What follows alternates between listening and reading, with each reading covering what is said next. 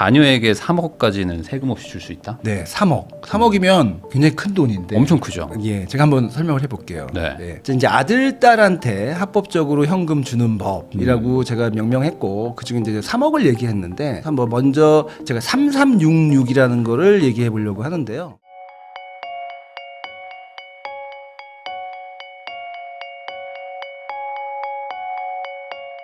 안녕하세요. 부익남TV의 부익남입니다. 최근에 세제 개편안이 발표되면서 이제 뭐 부동산, 뭐 주식 관련해가지고 다들 이제 긴장을 하고 있었는데 결국에 이제 세금이 어떻게 바뀌는지 이제 결론이 났습니다. 또 그에 따라서 또 다양한 또 변화들도 있을 텐데요. 그래서 모셨습니다. 국세청에서 22년 근무하셨죠. 염지훈 세무사님 모시고 돈 관련해서 어떤 식으로 해야지만 좀 세금을 절세할 수 있는지 이야기 나눠보도록 하겠습니다. 세무사님 안녕하세요. 네, 안녕하십니까. 네, 이게 요번에 세제 개편안 발표됐는데 네. 아무래도 저희는 좀 부동산 쪽을 얘기를 많이 하는데 네. 주식 쪽은 뭐 좀 막 시끌시끌하고 맞습니다. 부동산 쪽은 뭐 아예 뭐 얘기가 없고 네, 네, 이제 그리고 네. 뭐 또 다른 분야들도 뭐 막 여러 가지 막 바뀌었더라고요. 너무 많이 바뀌어서. 네. 예. 그래서 그냥 전반적으로 그냥 네. 총평 어떠신지 한마디 하고 먼저 넘어가면 좋을 것 같거든요. 일단 뭐 세금에 예민하신 분들 굉장히 많아서 네. 정책안이 나오니까 이런저런 말들이 많다. 그래서 아마 정책하시는 분들도 이제 그런 것들 우리 납세자들 국민들의 의견을 좀 청취해서 조정할 네. 건 조정하고 예, 그렇게 해 나가면서 전 국민이 잘 사는 그런 나라를 만들었으면 좋겠습니다. 네. 근데 이게 아무래도 이제 뭐 세제 개편안 이런 것들은 뭐 국가가 이제 방향을 정하는 거니까 맞습니다. 따라야 되지만 또 막상 또 세금 내는 사람 입장에서는 조금이라도 좀 덜 내면 좋잖아요. 맞죠. 이제 세금을 많이 내면 네. 내 재산이 그만큼 줄어드는 거니까 그러니까. 왠지 뺏기는 느낌이 클 것 같아요. 네. 그리고 이제 가장 큰 문제가 또 우리나라 사람들은 또 이제 자녀 사랑이 또 큰데 또 애한테 또 돈 좀 줘가지고 뭐 결혼도 시키고 뭐 이렇게 좀 하고 싶은데 인간의 본능인 것 같아요. 그러니까 그럴 때 항상 좀 이렇게 이슈가 되다 보니까 네. 오늘은 좀 이런 돈을 합법적인 선안에서 줄 수 있는 방법 이런 얘기들도 좀 나눠보려고 합니다. 네.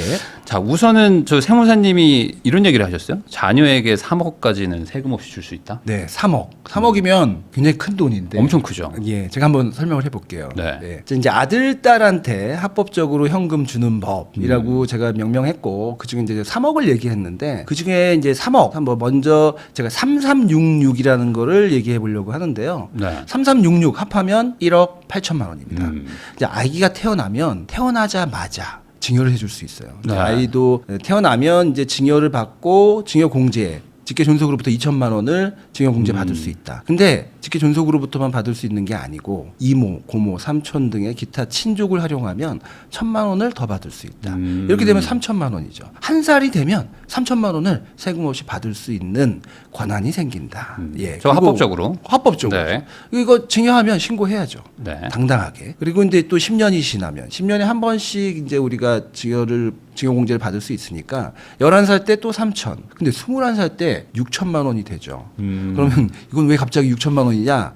만 19세가 넘으면 이제 미성년자를 탈피하고 그렇게 되면 부모 등이라 함은 직계 존속을 포함하는 마음이죠. 네. 그러면 이 직계 존속으로부터 5천만 원, 기타 친족은 더 안 늘어나요? 그래서 1천만 원, 그래서 합이 6천만 원, 31살 때도 또 6천만 원, 네. 3366 이거를 꾸준히 실천하면 31살까지는 1억 8천만 원을 다소 좀 지루해 보이지만 30년 동안 이렇게 1억 8천만 원을 합법적으로 증여할 수 있다. 이렇게 말씀드렸습니다. 저 여기서 좀 궁금한 거 있는데 네. 이모랑 고모가 여러 명이잖아요. 뭐 그래도 한 명.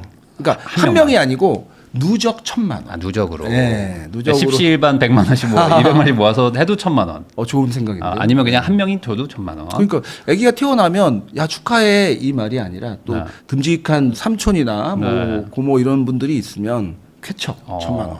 조금은 여기서 궁금한 게 예를 들어 제가 조카한테 1,000만 원 주고 네. 뭐 저희 형이 우리 애한테 1,000만 원 주고 그럼 사실상 뭐 서로 그냥 쌤쌤인데. 물론 이제 애가 동시에 태어나지는 않잖아요. 네. 가능할 것 같습니다.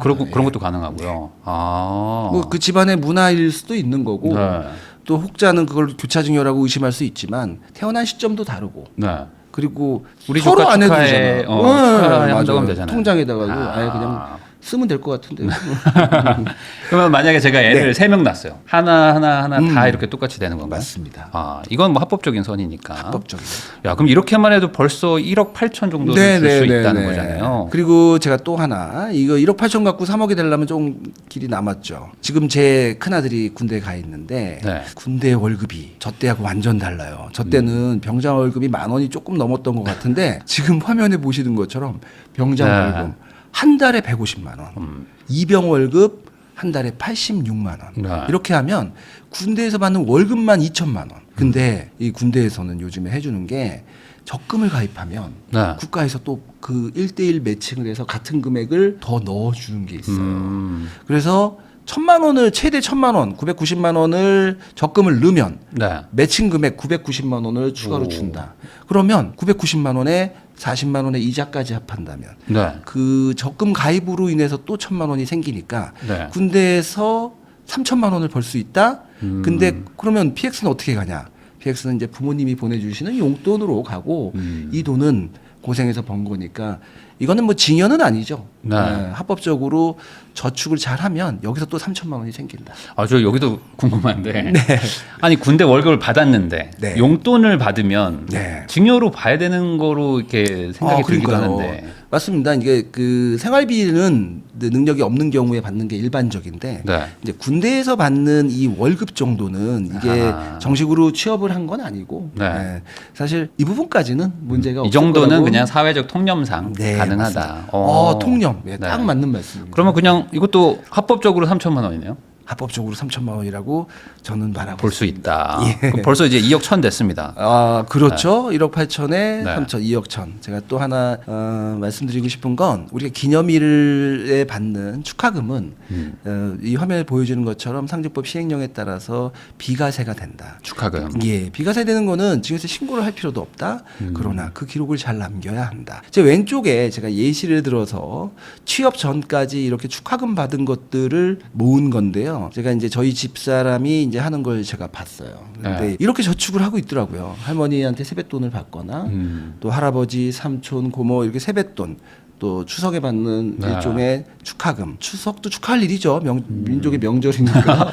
아, 설날은 가능한데 추석도. 네. 저희 집안은 그렇게 조금씩 주더라고요. 그리고 네. 생일 축하금, 그다음에 입학, 졸업, 네. 또 뭐 회장이 된다든가 이제 이런 집안에 또 대학이 붙었을 때도 조금 용돈을 좀 받잖아요. 그럴 수 이제 이런 있죠. 것들을 있는 그대로 그 통장에 기재를 하면서 네. 저축을 해놓는다면 우리가 세법에서 말하는 비과세되는 축하금의 범주에 들어갈 수 있다 이렇게 보입니다. 금액에 한도가 없나요? 금액에 사회 통념. 한도. 아니 그러면 예를 들어 네. 뭐 부잣집 아들이면 돈을 더 받을 수도 있고 뭐 이럴 수도 있지만 그거는 사회 절대값인가요? 통념은 사실 부잣집이라고 더 많이 인정된다 아, 그러면 그런 건 아니고. 네, 제가 여기 이제 예시로 들어놓은 거는 한 20만 원 정도 했는데 네. 어떤 영상에서 저희 영상 찍을 때 누군가가 우리 집은 설날 세뱃돈 50만 원 주는데요 그러는데 통념에서 조금 벗어나지 않나? 약간 벗어난다. 네, 한 20만 원 정도가 적절하지 않을까요? 그 정도. 네, 네. 이것도 이제 물가 상승률 반영되나요? 쉽지 않다. 반영돼야 될 것 같습니다. 그냥 적절하게 줘야 네, 된다. 저 어렸을 적절하게. 때는 세뱃돈 10,000원이었거든요. 맞아요. 네. 지금 많이 올라와서 10만 원, 20만 원까지 많이 주니까. 이런 거는 이제 기록을 잘 남기는 게 중요하겠네요. 맞습니다. 이 네. 디테일을 잘 살려야 맞을 것 같고요. 한 번에 3천만 원을 입금한다면 네. 그리 볼 여지가 없겠죠. 그래서 취업 전까지 이렇게 꾸준히 취업하기 전까지는 좀 용돈 좀 받아도 되잖아요. 네네. 그렇게 해서 가족들로부터 받은 축하금을 잘 기록하고 관리하면 네. 한 3천만 원 정도는 합법적으로 지원받을 네. 수 있다. 이렇게 하면 우리가 2억 4천만 원이에요. 네. 근데 염세문사님 3억이라고 그랬잖아요. 이제 이 물음표는 뭐냐면 이 돈을 자녀 통장에 저축해놓고 기다린다. 네. 그러면 돈이 이자를 낳고요. 네. 한 31살쯤 되면 이 돈이 모여서 한 3억 원 이상이 될 것이다. 그래서 제가 3억 원이라고 한번 표현해봤습니다. 네. 저거 뭐 S&P 500 뭐 이런 거 사놓으면 뭐 3억이 아니라 뭐 10억이 될 수도 있고. 그렇죠. 네. 그러니까 그런 것들을 부모가 또 잘 지도해주면서 네. 자녀하고 결정하면서 자녀 명의로 통장을 기록 관리하면 그렇게 좋은 큰 3억이라는 큰 돈이 생길 수 있을 것 같습니다. 네. 근데 여기서 또 제가 궁금한 게 네. 모든 부모님들이 다들 이렇게 돈을 주고 싶긴 하지만 네. 사실 이게 재산이 막 많은 분들이 이제 증여세가 걱정돼서 이렇게 사전 증여를 하는 거잖아요. 맞아요. 그래서 뭐 어느 정도 재산이 뭐 한 넘어가야 이런 걸 고려해야 된다. 뭐 이런 기준도 있을까? 뭐 예를 들어 부모님이 뭐 전 재산이 1억인데 자녀한테 사전 증여하는 건 좀 의미가 없지 이제 않나요? 그런 게 좀 사정이 여의치 않으신 분들한테 이런 영상을 제가 찍으면 사실 좀 기분 나쁘실 수도 있고 그런데 네. 이제 이런 거는 이제 유비무환의 자세로 미리미리 틈나는 대로 준비하면 좋다는 그런 뜻이고요. 그리고 할 수 있다면 나보다 조금 여유 있는 직계 존속 할아버지 할머니를 좀 활용하면 네. 나한테 증여할 바에 엄마 애한테 내 애한테 줘라. 좀 해주세요. 이렇게 솔직하게 얘기하면 그 정도 여유가 되시는 이제 어르신들은 좀 손자 손녀한테 좀 해주면 좋을 것 같습니다. 자, 그럼 이렇게 해가지고 한 3억 정도를 뭐 받았다고 쳐도 네. 이게 물론 뭐 상대적인 거지만 또 모자란다고 하는 아이들도 있을 거고 맞아요. 집 산다고 하는데 뭐 좀 보태달라고 하는 친구들도 있을 텐데 뭐 조금 더 세금 없이 줄 수 있는 방법도 있나요?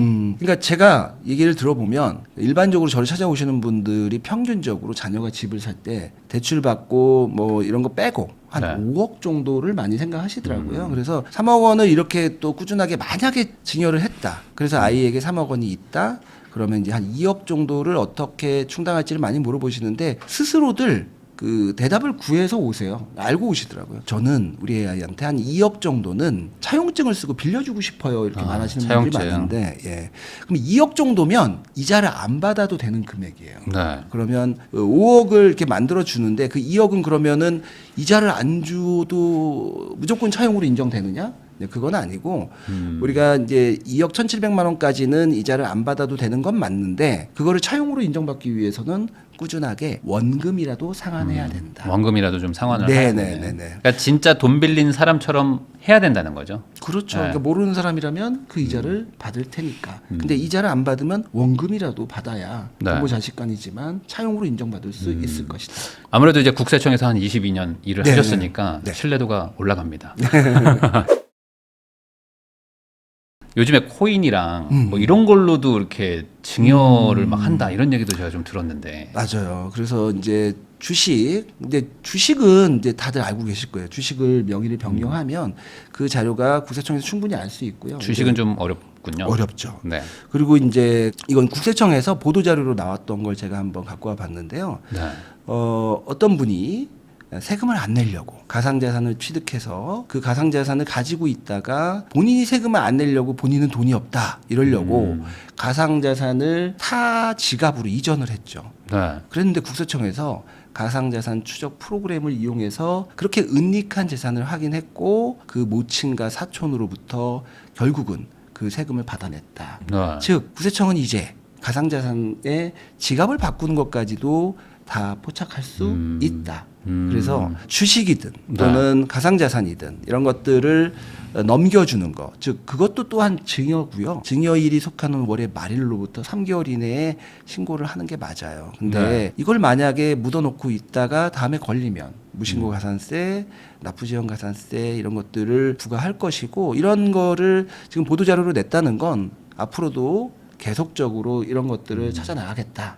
이런 국세청의 방향성을 보여준 거라고 할 수 있습니다. 그러니까 아무래도 이제는 코인 쪽으로 뭐 하는 것도 거의 이제 막혀가고 있다. 그렇게 그렇죠. 봐야 되는 거겠죠. 네. 이래나 저래나 이제 세금을 잘 내야 되는 거는 뭐 어쩔 수 없는 뭐 이거는 이제 국가적인 어떤 시스템이니까 네네. 우리가 따라야 되는데 네. 그래도 또 피하려고 어떻게든 막 현금 빼가지고 막 주시고 이러는 분들도 있고 아직 그 노인분들 중에는 뭐 현금 이렇게 빼가지고 이렇게 막 용돈처럼 막 이렇게 애들 만날 때마다 막 주고 막 이렇게 맞아요, 아직도 맞아요. 그러시는 분들 많거든요. 예. 현금은 어떻게 이게 또 뭐 걸리나요? 이제 현금을 인출하시는 분들 대부분은 네. 현금을 뽑아서 아까 말씀하신 것처럼 자녀나 손자들한테 이게 주려고 즉 네. 증여세를 안 내고 주려고 하시는 분들이 대부분이죠. 만약 뽑아서 몰래 주고자 하는 목적이라면 그게 금융기관을 통해서 그 금융정보분석원 FIU로 통보되는 걸 원치 않으시겠죠. 네. 그런 것들이 쌓여서 세무조사가 나올 수도 있고 하니까 그 부분을 되게 두려워하는데 이제 그러려면 그 부분들은 이제 은행별로 좀 쪼개고 또 금액을 낮춰서 출금하면 좀 안전하다. 이제 뭐 네. 저도 어디 영상에서 이제 그런 얘기를 한 적이 있는데 그리고 의심거리로? 그것들이 쌓이면 의심거리로 또 보고가 되고 그래서 또 혹시나 또 세무조사가 나올 수 있으니까 이제 그런 편법은 과하게 쓰면 네. 항상 화로 돌아온다. 아, 근데 이게 항상 이게 뭐 세금이랑 네. 뭐 법률 이런 것들은 사회적 통념과 과하지 않아야 된다가 네, 네. 너무 주관적이에요. 그러니까 주관적이네요. 이거 네. 저도 정답을 말씀드리고 싶은데 그 정답을 말씀드리기에는 자꾸 변해요. 네. 그 변함 속에서 제가 함부로 네. 어느 정도 괜찮다라고 말씀드리는 거는 그러면 예를 들어 네. 거꾸로 제가 한번 여쭤보면 네, 네. 한 달에 한 200만 원 정도를 떼셔가지고 뭐 며느리나 뭐 이렇게 뭐 사위나 한 번씩 오면 딱 주시는 부자 할아버지가 있는 거예요. 200 정도. 부러운데. 한 달에 한 번 정도. 네. 그러면 이거 모으면 꽤 되거든요. 근데 문제는 그 돈을 사실 썼다면 네. 잘 모르겠죠. 근데 이제 제가 보니까 그 돈을 또 차곡차곡 또 계좌에 입금하시는 분들이 있어요. 네. 이제 그런 분들은 다음에 상속세 조사나 증여세 조사 같은 거를 받을 때 출처 없는 돈이 자꾸 입금된다. 근데 네. 이제 할아버지나 아버지는 자꾸 뽑고 있다. 여기선 출금, 여기선 입금. 네. 아, 그럼 그러면 뭐 그건 사회통념상 증여일까요, 아닐까요? 그런 거는 증여가 아니기는 쉽지 않겠네. 그렇죠. 네. 그러면은 차라리 뭐 현금을 쓰거나 뭐 이러면 뭐 쉽지 않더라도. 뭐 제가 뭐 장려할 수는 없지만 그런 돈을 쓰고 없애는 게 네. 차라리 나을 것 같습니다. 아, 그러면은 이게 반복해서 막 뽑는다는 것 자체가 상당한 리스크로 볼 수 있는 건가요? 그러니까 뭐 국세청이나 아까 말씀하신 FIU 이런 데서 이렇게 충분히 그거는 이제 뭐 경고가 딱 뜨는 정도. 뭐 예를 들면 막 계속 빼는 거야. 뭐. 그렇습니다. 금융기관에서는 그거를 일정 부분을 금융정보분석원으로 보고하게끔 돼 있고요. 네.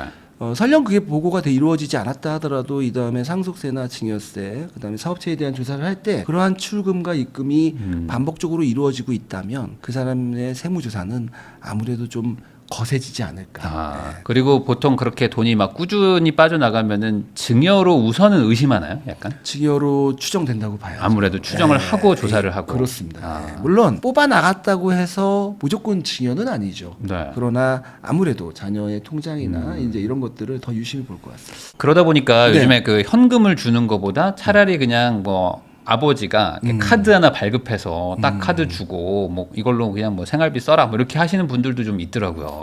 그러신 분들 많죠. 사실 제 아이도 아까 이제 군대에 있다고 그랬는데 음. 군대에 있어서 그거는 이제 아직까지는 그 친구는 소득이 없으니까 네. 제 카드를 좀 많이 씁니다. 그 정도까지는 뭐 사회 통념에. 근데 이제 아들이랑 딸이 이제 결혼을 해서 네. 소득도 충분하고 그런데 이제 뭐 학원비 같은 거 쓰려니까 부담이 많이 들잖아요. 그렇죠. 러니까 부모님 카드를 쓴다. 그러면 이제 업종 같은 거 보면 네. 충분히 세무서에서 알 수 있는데 그냥 물론 다 걸리진 않는다. 그러나 특정한 경우에 세무서에서 이걸 잡으려고 마음 먹으면 네. 장소 그리고 사용 업종 네. 이런 것들을 분리해서 소명 요구를 흔하진 않지만 한다면 할 수도 있다. 네, 그것도 또한 사실상 증여로 판단할 수 있을 것 네. 같습니다. 제가 그런 얘기 들었거든요. 네. 그 할아버지가 손자 손녀 학원비 결제해 주는 건 괜찮은 거 아니냐 이런 얘기도 있었는데 교육비는 괜찮다. 이것도 좀 오해인가요? 그러니까 부모님이 계신데 네. 할아버지 할머니가 그것을 내주신다면 또 부모님이 소득도 있고 한데 그러니까 뭐냐면 부양 의무자가 내주는 거는 상관이 없어요. 네. 그러니까 부양 의무자는 할아버지 할머니가 아니라 부모님이 부양 의무자거든요. 따라서 할아버지 할머니가 내주는 거는 네. 실제 조사에서 증여로 많이 걸리고 있습니다. 걸립니다. 네. 네. 그러니까 결국에는 이제 결혼을 해가지고 자녀도 있고 직장도 있으면은 거기서 알아서 해야지. 뭐 이렇게 뭐 부모님, 뭐 할아버지 할머니가 도와준다는 것 자체가 증여성으로 볼 가능성이 크다. 그거는 좀 맞습니다. 조심을 해야 되겠네요. 네.